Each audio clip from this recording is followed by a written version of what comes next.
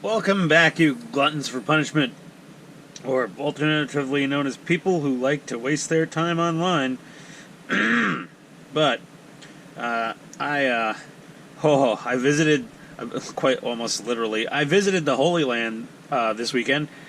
I went to a Hobby Lobby, and Hobby Lobby, I had those back up in New Jersey, not close to my home, but there was a Hobby Lobby or two, and they were all right. I went in there, I was like, all right.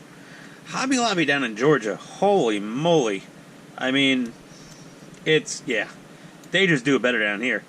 So I have a legit like hobby channel model building, cutting mat. Oh, I look like an idiot. All my numbers are upside down. All right, well I'll fix that later. But either way, I'm masking all the axles on these wheels to get ready to prime and paint them. It's legit cold down here in the basement / garage right now. Oh my golly. Yeah, it's gonna be in like the 20s overnight the next few days. It's gonna be seriously chilly. I just scored up a big piece of blue painter's tape and just laid it out on the cutting mat. Oh, I'm so happy I have a cutting mat now. I can cut things on a mat designed for cutting things. So that's cool. Where was I going with that? Oh yeah, just blue painter's tape, and then I just cut through the middle, and then cut little squares out. It just makes it a little easier than tearing big, ugly, gnarly chunks off of a roll of tape. It's a little neater. There we go. Try to look somewhat professional, and make this circus look like sort of know what I'm doing here. But yeah, the cutting mat is nice. I also got some more like Tamiya primer and those little pipettes. Pipettes is the term. Little paint squirty sucky things. Got a bunch of those. And let me tell you, the Hobby Lobby's not like the most inexpensive place. I mean, oddly enough, the Tester's Dull Coat and the Tamiya primer were like a few ducats cheaper than they are at like Hobbytown. But other than that, not a cheap place. Luckily, they have a 40% off coupon my wife found on her smartphone when we were checking out. So I got a few bucks off the cutting mat, which was nice. If you just go buy one thing a day every day for a week, you can just go there, like at lunch, and just buy one thing. Use a 40% coupon, you'll get 40% off everything you need. You just can only buy them one item at a time. And I am not that patient of a man. I also don't feel like driving back up to that area where the Hobby Lobby was. Either way, we're going to get these all masked up, and then we're going to get them primed, and then painted. Now, I was having that moral dilemma over what paint job to do. Oh, dear. So, I looked at, one of the things that Andy did, and I really liked the way it looked. He did each wheel a solid color, but a different solid color. And then, weathered them all to look nice. So he had some brown, some green, some yellow. I like that. I did like the camo look of doing the wheels in camo. Kind of lazy. And then I looked at the one of the Jagdpanthers that's at the Tank Museum in Bovington, England, which is a place I must make a pilgrimage to one of these days. They had a really weird painted Jag Tiger. It had like little speckles and spots on it. It just confused me even more. They had another one that's like painted in like red oxide primer with some of the dark yellow on it. I don't know. I have all the colors I need. I think I've got the red brown. I've got the dark yellow, and I've got more dark yellow. That's NATO. And I've got more dark yellow, and I've got the dark green, more red brown, another dark green, and yet another dark green. Oh, that's a NATO green. I've only got two dark greens. Unless I have one here. No, that's a NATO green. So I have everything I really need. olive drabs. I buy way too much paint when I'm doing a project. I overbuy. I got another dark yellow from some other project here. So I don't know. We'll see. We can do kind of whatever we want here, paint-wise. Again, it's my model. If you're doing it, it's your model. Paint it however the hell you want. So, yeah. Okay, so that basically put me back at square one. I have no what the hell I'm doing color-wise yet. I kind of like the Andes solid color wheel thing. Then again, you go, wow, the camo is nice. It's like, I don't know, it's like shopping in the women's shoes department. It's like, do you want the leopard? Do you want the snake skin? Do you want the black patent? Do you want the shiny red ones? Yeah, get them all. I can only pick one scheme, and I'm not sure. Help me. And then there's all green, which is just, it's just boring. I've got too many tanks that are just all one color. Oh, the camo, I don't know, it's spinning around. When it's spinning, the camo's going to be spinning. I kind of like the idea of that. Again, this one, the description says, Jagdpanthers with this type of camouflage were rarely seen. Huh. It's got the early exhaust pipes, and then this color,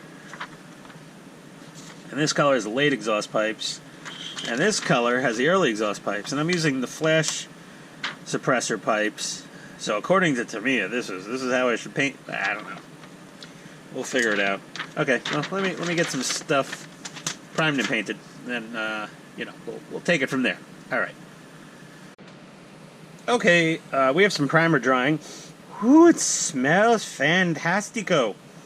And we have these radio setup procedures. It says, for those using Tamiya Attack 4WD TR set, skip the step below. Now, I'm not using the original Attack. I'm using the 4YWD, 2.4 gigahertz, mechanical trims. It's a good radio. Works fine. You have to do everything manually, though. Machine gun fire, flipping the trims to do other things. But I'm saving my fine spec 2.4G for something that has a friggin' working headlight. Even though I might add a working headlight to this, possibly. We have to see. But either way, you know what? Might as well go through it. So basically, it's step one. It's you turn on your radio, you turn on your schmagegi, engine sounds.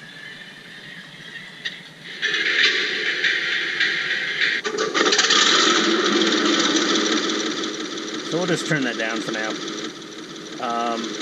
Sounds pretty much like the Tiger 1. And we go ahead and we press the set button. Okay, and then we move the left stick up and then down. And then we move the right stick that way and that way. And then we move the right stick up and then down, and the left stick that way and then that way. And now the lights are blinking green, and we press set. We're all set. Solid green. So if we have things right, yeah, we flip that, we get the main gun, we get the machine gun, and then there's other stuff. It's in the manual. It shows you how to do everything. But that was, I hate having to talk over the engine sound, but let me set her where I'm going to want her. Nice and loud. Yeah, that's going to work. Yep, there we go. Fantastic. Tamiya quality electronics as usual. There's going to be the naysayers. Oh, this is better and that's better, and a Clark TK or a Benedini bada bing bada boom board. And yeah, there's other stuff out there, but this is out of the box. Just works, as do most things Tamiya. So we did that. I'm high as a kite off paint fumes.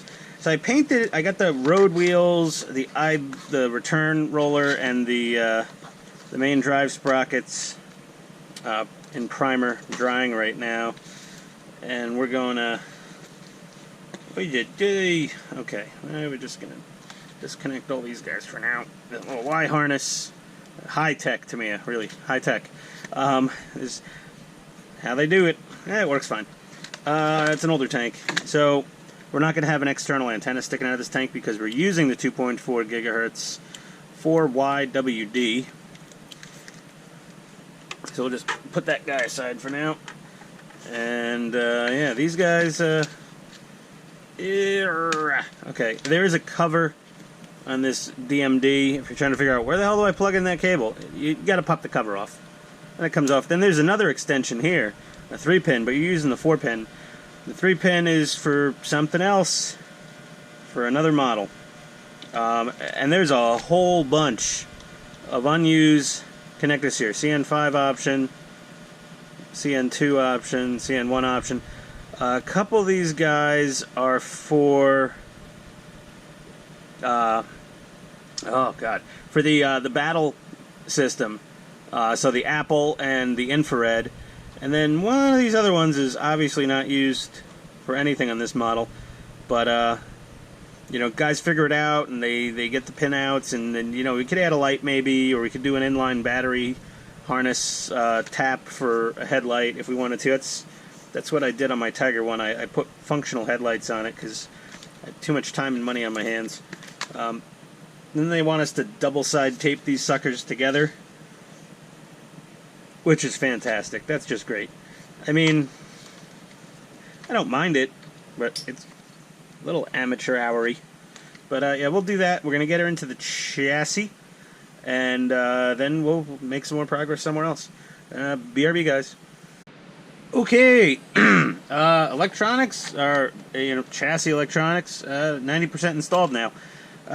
Took some time, went to zip tie a couple things. You leave these guys loose because they're going to go up into the, I'm not going to say turret because it's more of a pillbox, into the upper hull, I guess, whatever. Power switch is double-side taped into the back of there, so it sticks out that little hole. There it is, right there. And my battery just fell out. This doesn't seem to have any specified way to secure the baterias in the chassis. It's just kind of like jam everything in there. There may be something I'm missing in the packaging. Who knows? There may be some kind of strap. Either way, I mean, I'm not concerned with the battery. I mean, worst that happens is the battery, you know, she just rests on the motor here. But yeah, that, and we still got to plug in the high voltage flash unit's going to go in there, and the machine gun is going to go in one of these guys here, or actually, you know what? We got elevation and traverse for the main gun probably right here, and machine gun will probably go in here. Main gun definitely goes in there. So this is the old school with the capacitive flash strobe, not the LED for the main gun. So it makes it sound like an old school camera flash charging up whenever you power her on. But yeah, that's all together. Now it's like upper hull stuff. I'm gonna kind of, you know, I'm gonna do it. I like how Andy puts tanks together. Andy's Hobby Headquarters. I do need to make a pilgrimage one day. I'll go there. I'm like, hey, I'm a YouTuber. My name's Ian Schwartz. Blah blah blah. He's like, yeah, never heard of you. I was like, I did the Sheridan build video before you. I shouted you out a couple times and posted, and you like, arr. He's a really nice guy. He's also really good at like playing it safe. He's got it down pat, and he does good work. He goes into more detail over certain things, and I go into more detail over pointless things. But either way, the main, she's a heavy girl, especially with that battery in there. This thing weighs a fair chunk now. Yeah, upper hull stuff. Again, I'm going to do everything to the upper hull except, you know, glue on stowage or glue on anything that needs to be painted a different color. That's exterior little things. everything else is just going to go on and all get painted at once. That's how he does it for the most part, and I like that. Works good. I did my first tank and my second tank, and I painted every little bit, one by one by one by one. And I was using rattle cans back then, not an airbrush. What a waste of damn time and effort, and things got painted that I never saw again, and, you know, whatever. Now we just kind of, it's like, there's guys, they'll go on and spend all the time putting mud in there, and it looks beautiful for those competitions online, where they have the show and tell. I like to do a good job and make it look nice, presentation-wise, but I mean, it's not like we're going to go to a car show and jack your car up and put mirrors underneath it to show every little ounce of detail. By the way, this is a plant heating mat, and I put it on top of my cutting pad just so I could warm my damn hands up, because it is freezing in here. But yeah, that's that. We're going to put this aside, and all my wheels should be dried with primer. And I'm going to start building the upper hull. And, oh dear. We're getting into it now. But, yeah, okay. We're going to start on that. Be right back. Okie dokie. We have another scuhmo-kit part to highlight here. Now, this is the stock Tamiya part. This is the scuhmo-kit resin. If you can see, not a huge world of difference.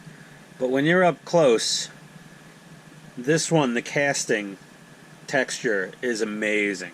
There's a lot more like natural pitting and nastiness and other crap going on. It's a nice piece. Again, it was on sale, so I said, what the hell? 20% off, let's just get it. Let's buy it. It was a resin casting, so I had to do a lot of sanding, get all that casting flash off of there. But she's gonna look spiffy sitting in the front of this guy.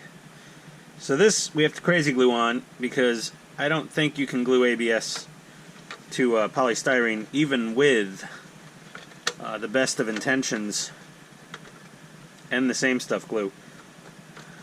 So it does have a couple of stops, a couple of little tabs there. See if this thing fits in any more positively. Oh, that's because it's upside down. Yeah, the Tamiya centers itself a little better, and it's fine. You're not going to have a problem. You're not going to complain about this. But this feller,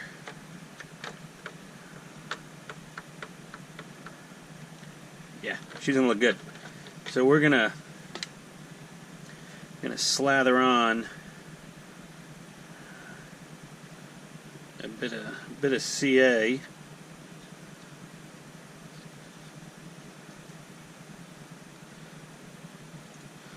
And that should hold her in place mighty well.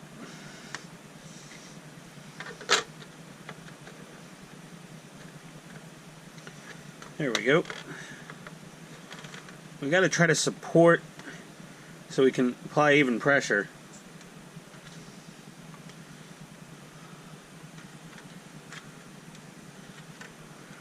Might be easier.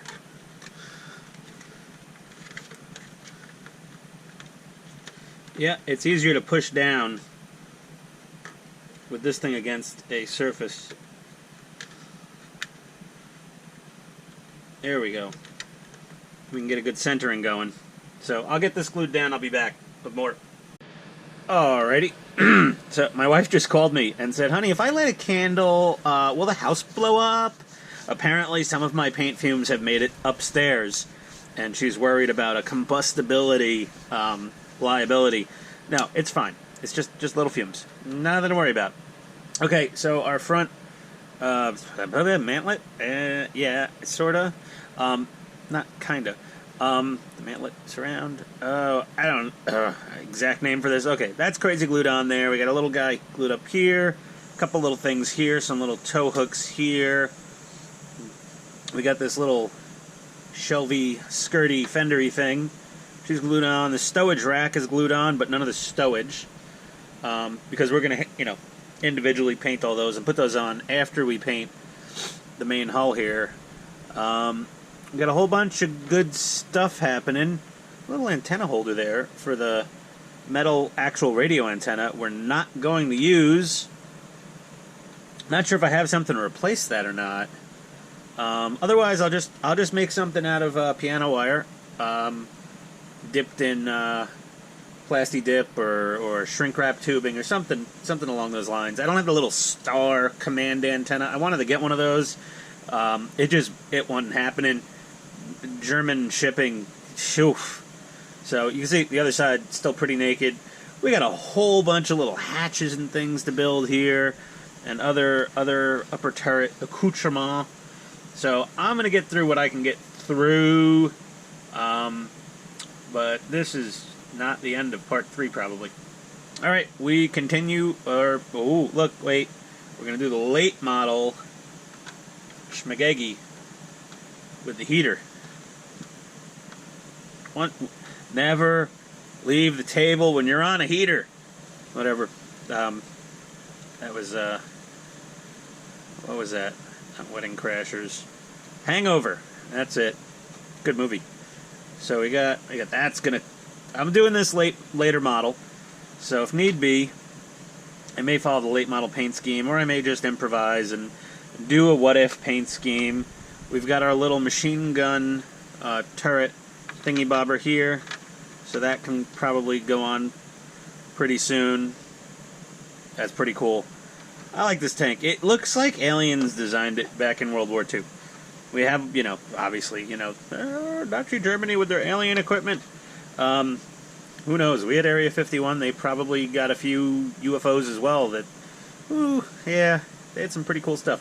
And then the Marvel movies just completely blew it out of proportion with Hydra and all the laser beam energy cannons powered by the Tesseract, which was an Infinity Stone, which is rabbit hole central going on here. But either way, hatchy hatches and things going on. Be right back. Holy crap, I'm freezing. Alright, well, we're back. So, we replaced that front with the scuhmo resin part, which is lovely. It sat down nice and flat, crazy glued down. We finished putting everything on the sides here, obviously except the tools. I didn't put the tow cables on there. I didn't put the spare track links on there. We got all this stuff on the back. We got this peekaboo. Yeah, we got this stuff on here. These guys here. Now it's time to put something that giant hole in its rear end. And Tamiya provides you with this door, which you stick a handle on the outside, and then you just glue this on, and that's it. And it's at that point, it is a static, non-moving feature of the tank. Whatever, it's fine. But of course, they do have an upgrade. So we got the scuhmo-kit and that same sale with all the other scuhmo stuff. There are 0 instructions with this. Let's see. Important information. Toy not suitable for children under 14. Keep away from children under 3. Small parts may be swallowed or inhaled. Kit may contain parts with sharp edges, which are necessary to build an exact to scale model. Okay. Very German of them. So this door, and this is the outside of the scuhmo door. You notice it looks quite different. That's because it's got little hollowed out recesses in there to make this sucker functional. Yeah, boy. Functional. So we gotta cut this out and trim it, and then it'll actually swing open and close. And it's got some cast metal bits here. That unknown cancer brass, whatever they want to call it. I have no idea. It's got a few of these, a couple of these.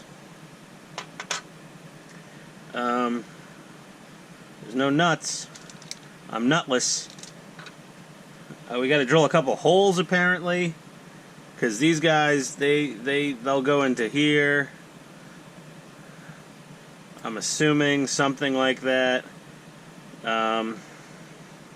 Yeah. This should be fun to put together. This is going to be my whole night. It's just the back door on this thing. So they can, you know, when Heinrich farted, you know, vent, emergency venting. And when they can open the door and vent Heinrich's wafting poo smell. So by the way, the inside of the door, totally different on the scuhmo-kits. You know, detailed with all the little brick bracketry. Very nice. Handle on the outside, probably a handle on the inside. Both can be that brass stuff. I'm not sure what these two little doohickeys are for, but I'm sure I'm gonna find out at some point. So I'll figure it out, I guess. I don't know. Now this got that, and that's got this, so that looks fine. So that's gonna go into the. That's going to go flat, and that's... They should have given us nuts, because these are threaded. Maybe they are some standard metric thread I can just use a Tamiya nut for. Either way, I'm going to figure this mess out, and I'll be back. Okay, thank you scuhmo-kits in Germany for not giving me instructions. Well, we've got our rear Hatchemathiger installed, and it opens. It's got a nice little brass handle on the inside. And she closes. And I'm going through the parts in this thing, and I'm like, what the hell are those things for? They're apparently standoffs to replace these two solid plastic nubs, which I've cut off. And of course, it left a couple holes. So I gotta fill those holes, and what I'd prefer to fill them with is polystyrene. So I am slowly sanding down this area smooth. Really, hindsight's 20/20, guys. If I knew what I was going to go through for this, I would have done it sooner. That's all. I just, I wouldn't have waited. Okay, that's both reasonably smooth. And then we got two fairly decent holes there. So what we're going to do is I'm going to take a little bit of sprue, and I'm just going to make a couple plugs here. So I'm going to try to find the thinnest bit of sprue I can find. This is fairly thin. It is polystyrene, same as the chassis. The tub, I mean, the upper hull. Jeez, man. What is wrong with me tonight? Or any night, for that matter. Well, professional people go to school to learn how to figure that out. So we're gonna sand this guy down. And, yep, the round peg doesn't want to fit in the round hole. So what we're gonna do is not watch me sand this thing all night. We're going to find a drill bit about the same size as these pieces of sprue, and we're going to drill it out. So let's see what we get here. These prescription drug bottles, if you get a nice big one, it's good for holding your pin vise drill bits and whatnot. So we got this, too small. Looks like we're just going for the big boys right off the bat. This guy, I could do it. Let's see what this one looks like. Is this a little thicker, even? Yes. This should do. And we could put it in the pin vise, and we could squeeze everything. Screw that. We don't mess with that thing when we don't need to. I'm telling you. You know why? America. Yeah. There we go. So we're going to go ahead and, that was easy. That's what he said. Alright. So, thank you, Makita. The Ian Schwartz channel's preferred brand of power tool. Okay, and they fit right in. Alright. So that's perfect. Beauty. So we're just going to, we're going to take a little bit of our same stuff, apply liberally. I don't know why we apply liberally. And when they carpet bomb something, it's usually the conservatives, right? No, I'm just kidding. And we're just gonna stuff them in there, and let them meld into place with the surrounding materials. And this is how you fill holes, guys. Well, it's how I fill holes. It seems to work. Okay. So we're gonna leave those to set up for a little while. See? There they go. We got them going from one end to the other. We can actually go ahead and apply a little extra plastic welder to the inside here to really weld her up good. And that's gonna literally melt that plastic together, which is great. Which is how our stuff works. You know, we can do a little bit right here. Do that. There we go. Just a dab will do you, and a few dabs will do you and all your friends. Oh boy, I'm on a roll tonight. Okay, so that's gonna have to set up for a couple minutes, and then what I'll do is very simple. I will snip the tip, and then she'll be kosher. We'll just sand it down smooth, and then we're going to crazy glue on these little standoffs right on both sides of the patch hole. And once you primer this and paint it, you know, you're not going to know it was there. So that's that. There we go. A little ingenuity. It was probably something similar to that in the instructions that they never included with this. But hell, you know what? When you face adversity, drink. No. Google. That's the answer. Google. You can't figure something out. Somebody else has figured it out before 9 times out of 10. Unless you're curing cancer. Someone's figured out how to fill a hole in a piece of plastic. Okay. That's it for now. Not going to get a hell of a lot more done in this tonight. But I'll get some photo etch glued on and some grill covers while this is all drying up. BRB, people. Alright. Oh, that took long enough. But we're done with this part. We've got all our photo etch on. We've got our little vent covers over this photo etch. We've got our little standoffs. Okay, and you see that plastic smoothed out just fine. It's hard to get it to focus. But yeah, came out nice. So now when we open our hatch, we have these nice little standoffs to hold it up just right, so it doesn't touch the back deck. That works well. It was a little fiddly to get in. You see I have a little couple black marks here. I basically marked, I had these flipped backwards so the studs were out, and then I just, marked right there, and then kind of found the center line and just eyeballed it, and it worked out fine. On the inside we have our little nuts, and then we do have to, I did want to trim this off. I don't know if it's going to, I just want these flush. I don't know if it's going to interfere with the speaker or not. But yeah, there we go. So there we go. Alright, and on the inside now, not that anyone's going to see it, but you've got a nice little hatch. There we go. And my phone just fell over.